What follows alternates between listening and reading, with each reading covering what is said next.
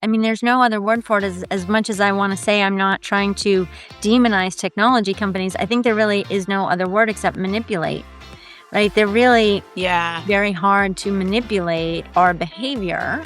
Again, I mean, that's their job. It's their job to manipulate our behavior. It's our job to not allow them to manipulate us. Hello, and welcome to the Positively Healthy Mom podcast. I'm your host, Laura Ollinger, teen and young adult wellbeing coach and founder of Positively Healthy Coaching. Today, I'm so excited to introduce you to my guest, Maura Thomas, who is an award-winning international speaker and trainer on both an individual and corporate level. She is a widely cited authority, the most widely cited authority on attention management. Her work has been embraced by NASA, Google, and Dyson. So, Maura, you are a big deal in this attention space, so I can't wait to have your time and attention with us today. So tell us a little bit about how you got into this work. Sure. Thanks for having me, Laura. I'm super excited to be here. My first job out of college was for a company that sold paper-based planners, you know, the huge leather binders with the zipper that people... Oh, yeah. that old people used to carry around with them. Oh, yeah. We had addresses in there, our calendar, our to-dos. Oh, yeah. I had one all throughout college. Yes. Yes, all the things. So I worked there for 10 years. So really my first exposure to work was at a company that was solely focused on helping people be as efficient and as effective as possible.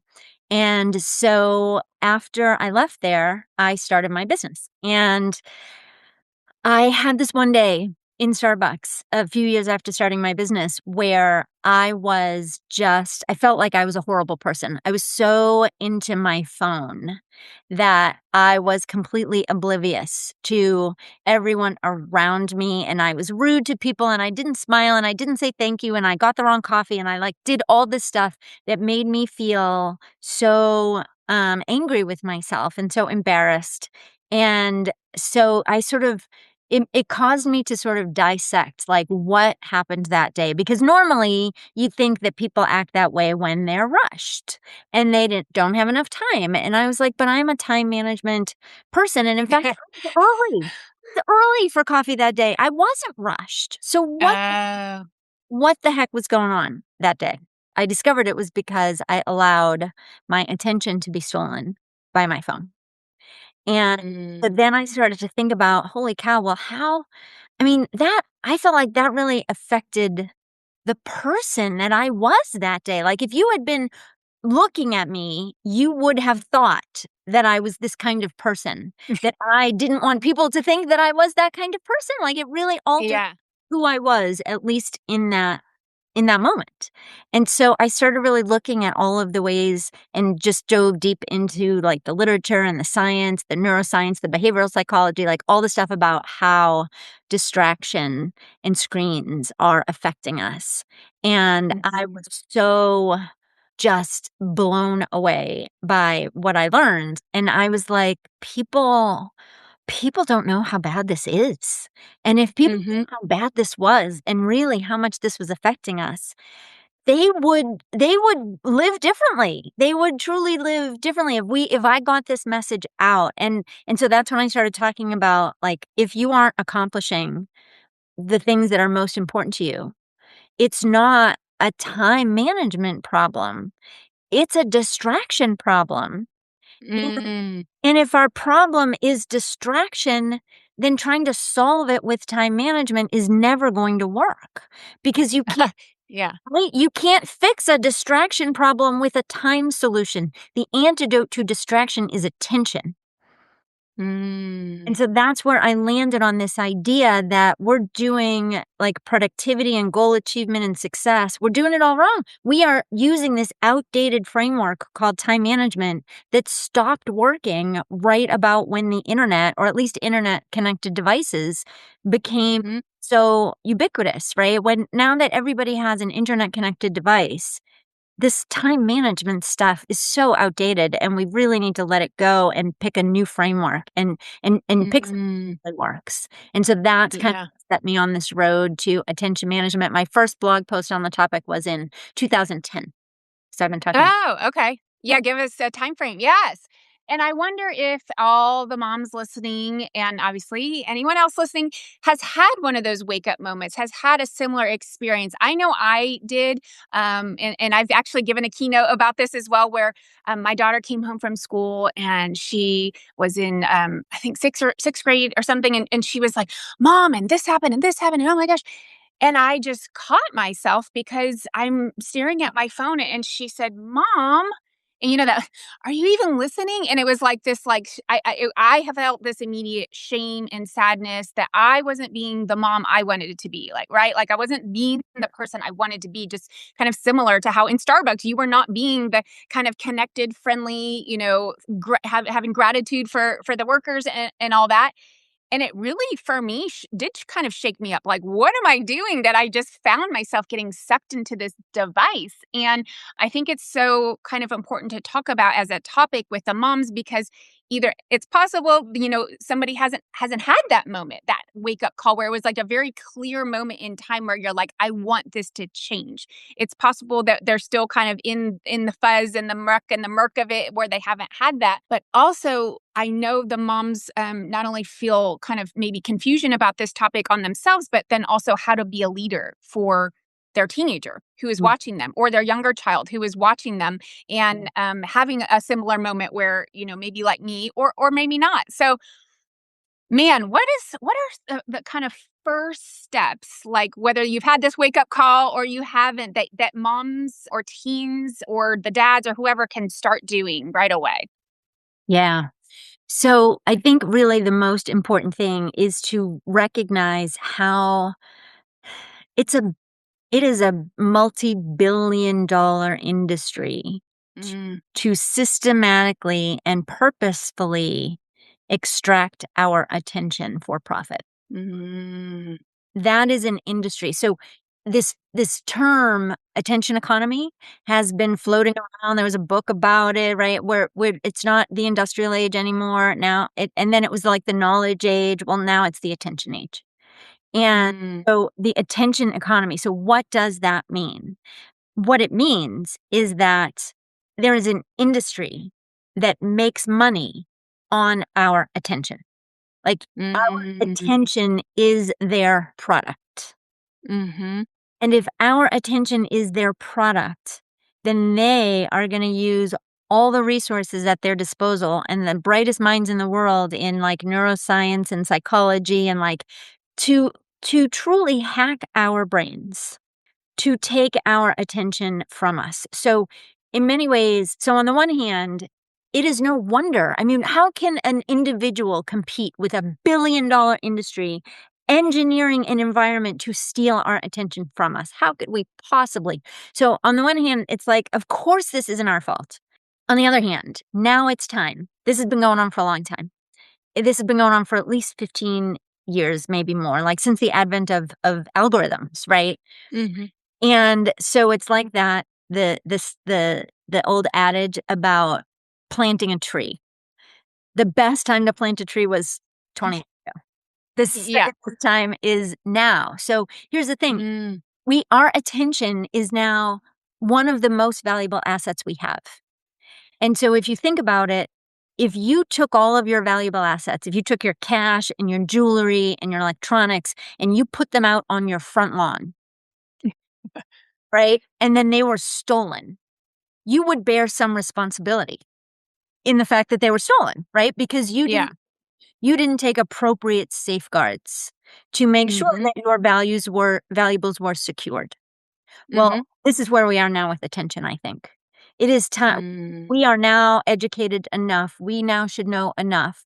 And in many ways, it's also the smoking of our generation. Once people mhm, realize really how bad, once the information came out, and it's the same thing because the information was hidden from us for a while, just like in mhm, the tobacco industry, right? But now the information is out.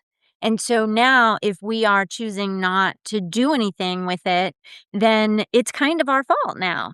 And but to our credit as a society, how many fewer people, I mean, so many fewer people smoke now because now we know. Everybody knows how bad it is, so we don't do it, yeah, right? right. At least not nearly as much as we used to, and so it's the same. Mhm, I think we are in that place, And the more I can get this idea out that attention is this valuable asset that needs to be protected, the more people start going, holy cow, I didn't realize how bad it was. You're right. I got to do something. And so that was sort of not your question. Your question was, what can we do? Well, yeah, but I think it's so important to pre-frame it, right? Like we can, I guess, I think I jumped in too quickly about what can we do, because having that awareness, right? Then we know like, oh, this is what we're dealing with, right? Like it's this, and it's the idea that we're giving it away, we're letting it be stolen, we're kind of being passive in our lives, we're not being proactive about it. And so I'm glad you went there, because I think that was an important setup to recognizing like what the real issue is. So it is, you're right. And that's kind of why I went there with that answer, because if you don't really realize that whole thing and this industry and really I didn't think about what really does attention economy mean. And then, right.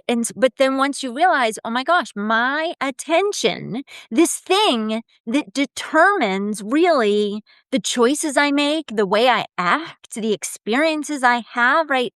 Attention is the lens through which we live a life, right? The that we give our attention to determine the experiences that we have. So, for example, if you're into, volleyball, then you play volleyball and you talk to people about volleyball and you shop for volleyball gear and you look for places to play volleyball and you give your attention to volleyball so you have experiences around volleyball. Mm-hmm. So the things that you give your attention to determine the experiences that you have. Mm. And the experiences that you have turn into your life. Right. Like when you think about your life, you're like, well, this is what I did, and this is where I lived, and this is who I met, and this is where I worked, right? And I went to school and I got married and I did all these things, right? That is your life. And so if you don't control your attention, you don't control your life. That's huge. Yeah. Right? And so when I realized, okay, that is what the attention economy means. It means someone else is extracting this personal, priceless, valuable thing from me. And not only do I not get to share in the profits that they get from extracting this from me, but I actually end up paying for it. I pay for it in the way that and how I feel and the choices that I make and the person that I am out in the world. And so when I really framed it like that, I got mad. I got mad, right? I was like, enough of this. Now, I also just want to say though, there is a whole camp around like technology is evil and technology needs to be regulated and technology, like they need to take responsibility. And certainly they do need to take responsibility. And I think that some amount of regulation is a good thing. However, I am not about demonizing the technology company. Like this, this is just the world that we live in. It just is. Yeah. It just is. And so we have to understand that this is what's being done to us. And so like that a perfect, I think, way to sum this up is that Reed Hastings, who founded Netflix, he said, the real competitor to Netflix is not other streaming services. The real competitor to Netflix is sleep. And we're winning. Right. And so we're winning. And we're winning. Right. So, yeah. So he like let the cat out of the bag. Their whole point is to get as much of your attention and keep it as long as possible, even at the expense of your own well-being. But in his defense, it's not his job to make sure you get enough sleep, right? Exactly. Job to make sure that we get enough sleep, right? So I'm not here to say that like technology is bad or that companies are evil or anything like that. Technology has brought great things into our lives and the cat's out of the bag. Like it's and so we should use it. But my goal is to teach people how to get all the benefits of technology and not pay what I call the distraction tax. Does your teenager tend to freak out when the new school year is about to start? Well, here's the good news. They don't have to. Sign your teen up for my free webinar called How to Start the School Year Without Freaking Out. We will tackle time management, the skills to handle the stress and pressure of school, social life, social media, and the brain-body connection behind stress and focus. Sign them up. The link is in my show notes. They're gonna love it. Yeah. So, and I still haven't answered your question about how to do it. But that's okay, because I don't think you're realizing that you actually are answering it, because you're giving framing and language to the moms. So that's a term they can even use with their kids, distraction text. Like, then kids know, oh, wow, like they know what that means, right? Like they know something is being kind of not by their own will being taken from them. Right? And so you really are. We're kind of like going through like how a mom would approach this topic if it's something for herself, which it most likely is. I don't know a single person that doesn't have this problem other than my dad, who does not use a smartphone. Pretty much everybody else does. Yeah, he's kind of in control, but he gets on his little YouTube on his laptop, and then he gets sucked in there. But that's a little bit different. But we're talking about like on the go, right? Like as moms, we're driving a lot, we're in the kitchen a lot, we're going to our kids' events, and we always have this thing in our hand, right? It's always there because we either want to take a picture of the moment, or we need our recipe, or I do it. I catch myself in the grocery store where that's where my shopping list is. And then I get a text and then this, and I'm standing in the middle of the produce section, and I'm the rude person that's probably blocking the way with my cart because I'm so sucked in. And then my kids FaceTiming me because they need something. Right? So it's like, this is what it looks like, right? This is kind of like the practical things of how it shows up in our lives. And so it truly is when we realize it's an extension of, quite honestly, our hand. It's attached to our body. It's part of our body. And so it's like, wow, this is something that we need to like build this awareness about and this vocabulary about. And like, how can we use it for our benefit and not let it use us, right? Yes. So that's exactly right. Yeah. So where do we go from here in this conversation? What's next for you? Yes. So now to finally let's give some practical techniques. So you're right. I mean, setting that up leads us to the way that our attention is extracted from us, often without really our conscious choice. Most of us don't. You're in the grocery store and you're like, I think I'm going to go down the YouTube rabbit hole right now. You don't say that. It's just like you said, you look at the list and the list pops something up, and then the thing, and you get a text and it's got a link. So you click that, and before you know it, it's like, right, it's done. But those techniques have been created on purpose to make those things happen. The whole digital environment is designed for that. So that means that we have to control the technology that this environment is served to us on, this digital environment is served to us on. And so what that means is that we have to like be very mindful about the notifications that we allow on our devices. So the notification, for example, that says the meeting that you have is about to start in 5 minutes, sure. But the meeting, the notification that says somebody just liked your Facebook post, like that was not designed for your benefit. That was designed for their benefit. Yeah. We have to understand that the success metric for technology products is engagement, right? How often do people use it? And for how long do they use it? And when those numbers go up, that company makes more profit. Right.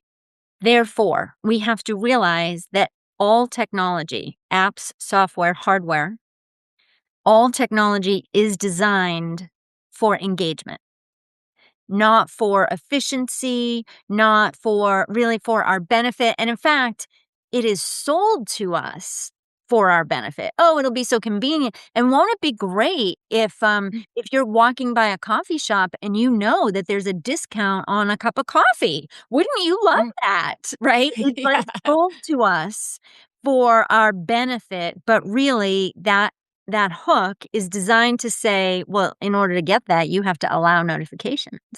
And if you allow notifications, then I can pretty much make you do anything I want you to do, right? Yeah. Yeah. So we have to be very mindful about controlling our technology. Yeah. Controlling our notifications, controlling how we interact with our technology, and know that it is designed to be habit forming. Mhm. And so if we recognize that it's designed to be habit forming, then we can start to take steps to make sure that we don't form the habits that we don't want to have. So, like you said, our phone is an extension of our hand. That means that it is a habit to have our phone in our hand. And what that Mhm. means is that when our phone is not in our hand, it feels wrong. It feels uncomfortable. It feels like, well, oh my gosh, where's my phone? Right? Yeah, yeah. And so we have to notice when things like that are happening, because if you said to people, "Would you choose to be addicted to your device?" Like, would you prefer to ignore the people around you and have your head in your phone all the time? Of course not. Mm, With some right, distance.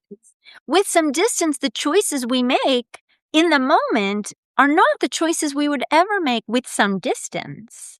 right. So we have to sort of predict that. We have to recognize, like, this is the distance. Tomorrow when I have that meeting with or tomorrow when my daughter gets home from school and we're driving home in the car, or when we stop for ice cream or whatever it is, do I want to be really present in that conversation? And if I do, then I should probably leave my phone in the car, 'cause that'll make it Mm, easy for me. If my phone is mhm, right there, I am gonna be so tempted to grab it. So mhm. why would I force myself to use willpower? "I'm not gonna look, I'm not gonna look, I'm not gonna look, I'm gonna," Yes, right? Why don't you just right. make it easy for yourself to be present and just leave the phone Mhm. in the car? Turn it off, do Yeah. right? So those are the kinds of decisions we have to be much more mindful about our notifications and our technology use, because Mhm. our phones are the biggest way that these companies extract our attention for their own profit and make us pay a tax. Yes, yes.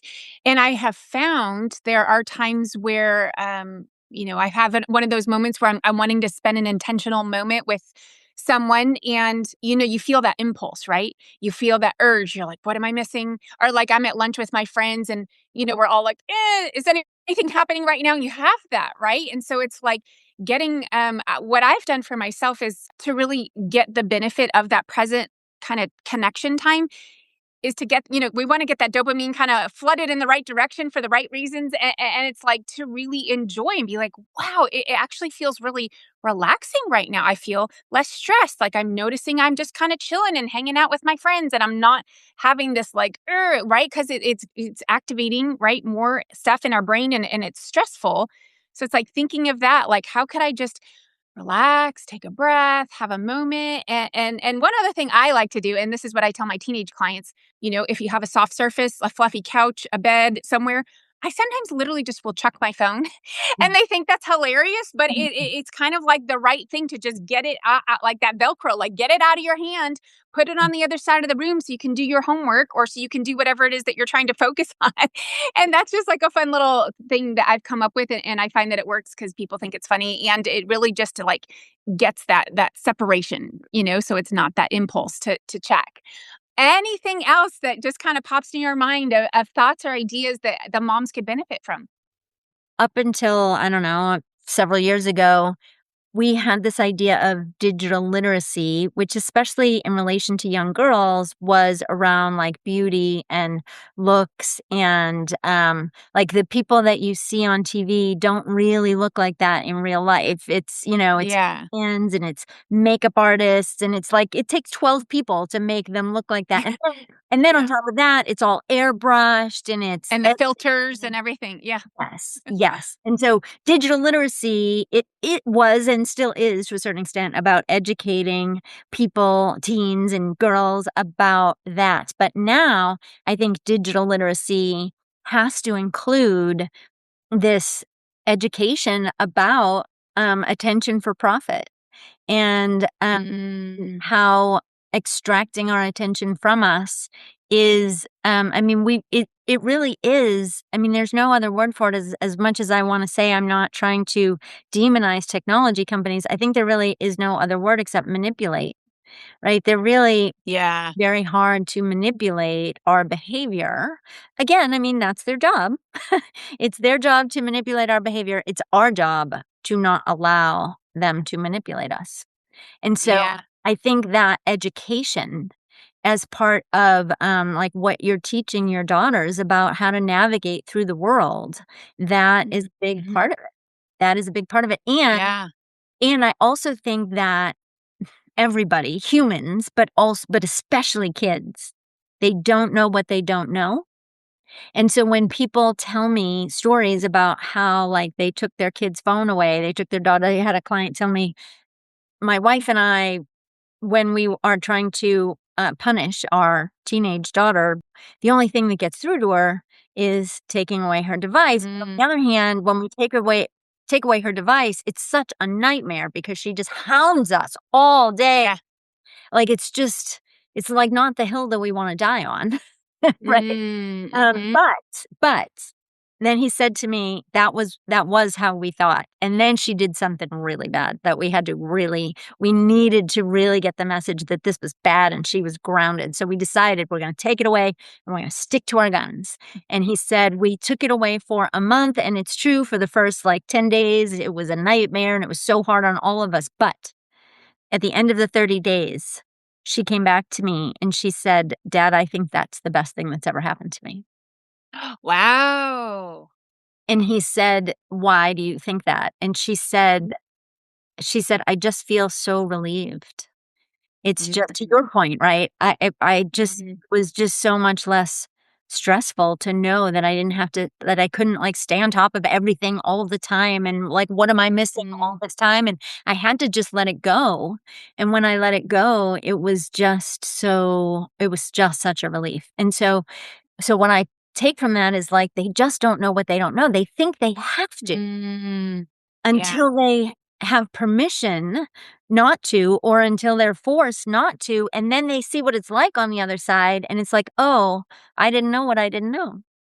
Yeah. So I think that is another really important lesson is that kids just don't they think with like, they believe so strongly that this is truth until Yeah. you show them the other side, and then it's like, "Oh, yeah, that wasn't so true."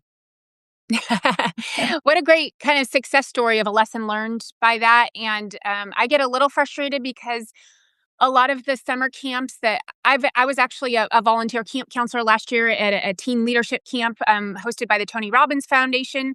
And my kids have gone to different camps. And these days, a lot of camps are kind of giving in and they are just letting them have the phones. Mm. And they've kind of given up that battle. So I love the idea of like the retro old school summer camp where you literally have to write a letter in the mail to contact your child. Now these days they do a digital letter. I've done that with my kids a few times, but you're right. Like, if they haven't experienced the feeling of being unplugged, they don't know what it is that they're missing.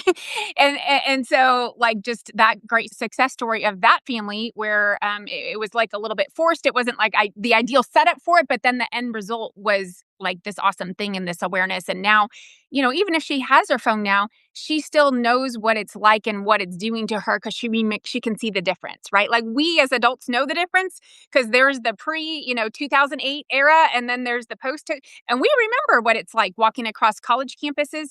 We didn't have our phones. I was telling my daughter who's leaving for college in a few weeks, we used to have to go back to our dorm room to use the phone in the dorm. And then I was talking to another guy who's even older than me. He said we used to have to use a pay phone. We would have to like stand in a line if we wanted to call home, right? And now kids are like texting their mom from class in college. And it's like, okay, maybe we need to like have a little more separation. Your child's gaining their independence and we don't need to have that close connectivity at all times because that's a lot, right? It can be stressful. It can be overwhelming. So, Mara, any last thoughts before we kind of talk about your books and then wrap up? Oh my gosh, Laura, I could, yeah, I mean, I could go on and on and on. So if you don't I know. want a Yeah. 3-hour podcast, I think we should stop Yeah. here. Yeah. Yeah. Yeah. Perfect. Perfect. So how can people find you? Yeah, my website is maurathomas.com. But I think a great place, so I wrote a book, it's called Attention Management, and the book was designed to be read in just about an hour.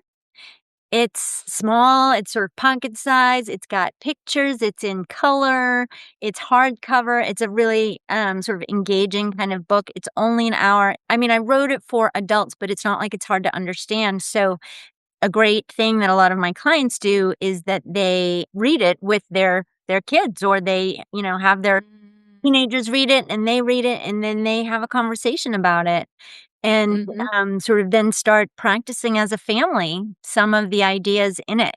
And so because it's sort of, bite size, even one chapter at a time only takes you probably 5 or 10 minutes to read it. So that's probably a good place to start. And while it is on my website at maurathomas.com, but an easy way to find it is just attentionmanagementbook.com. Perfect. I love that idea. And even if families do a chapter at dinner each night, or even once a week, and then have that be conversation throughout the week. So, okay, I love that idea as a resource. And I'll have all the links in the show notes so everyone can find it. So, Maura, thank you so much for your time. This conversation was just so relevant. I mean, I know everyone can relate to it 100%. So thank you for sharing your knowledge with us. Thanks so much for having me, Laura. When you get a chance, please go to the show notes and click on the link ratethispodcast.com/tphmom to give my podcast a rating and review. And if this episode resonates with you, be sure to share it with your mom friends who are going through the same things. Be sure to tune in for next week's conversation. Until then, keep up the good work.